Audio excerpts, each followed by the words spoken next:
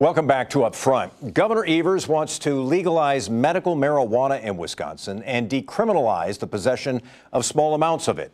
His plans will be outlined in the budget he'll be releasing this Thursday. Evers will propose decriminalizing the possession, manufacture, or distribution of 25 grams of marijuana or less, an amount equal to a Ziploc bag. We'll also be creating a path for an expungement for these crimes for those who've completed their sentence or probation.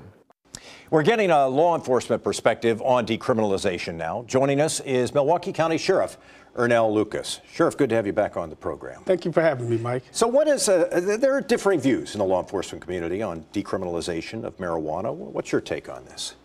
I think there's a need for decriminalization here in Milwaukee County because of the disparate impact of enforcement in one of the 19 municipalities in Milwaukee County versus how it is handled here in Milwaukee, in the city of Milwaukee. So therefore, I think there's support for decriminalization.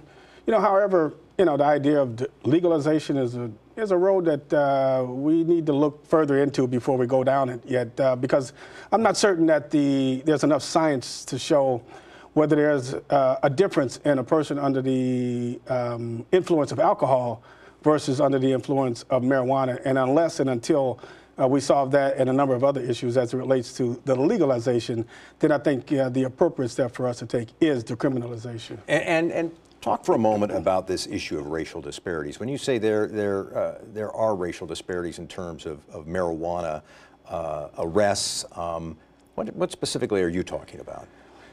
Studies show that, again, in central cities where there's certainly a larger police presence, there's more likelihood for men and women of color, black and brown, to be arrested for small amounts of marijuana versus in outlying suburban areas.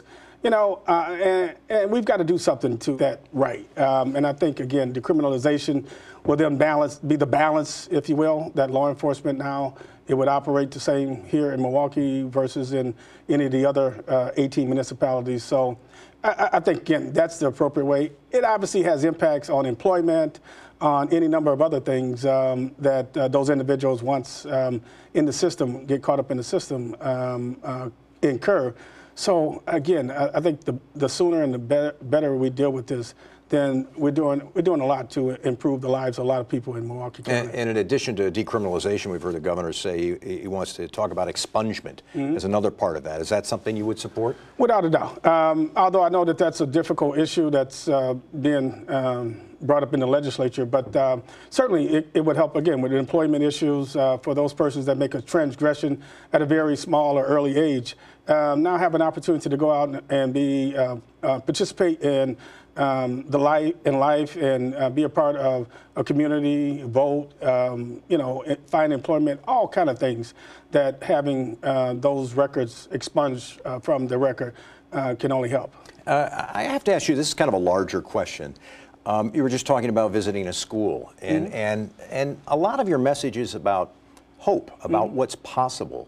Are current laws dealing with marijuana diminishing hope in this community where somebody gets arrested once or twice for small levels of marijuana and that has a lifelong impact?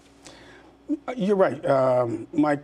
Part of the reason that I chose to pursue this opportunity was to inspire and bring hope to young people all across Milwaukee County. We're young, we all made mistakes.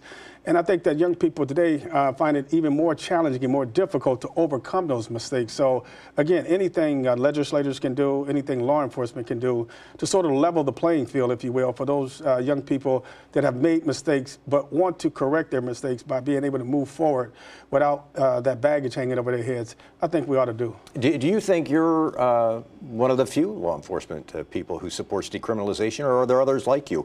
Is your position commonly held in the law enforcement community? Oh, no, I think there are others that concur with me, and certainly in other parts of the country, we've already seen the movement toward both decriminalization as well as legalization.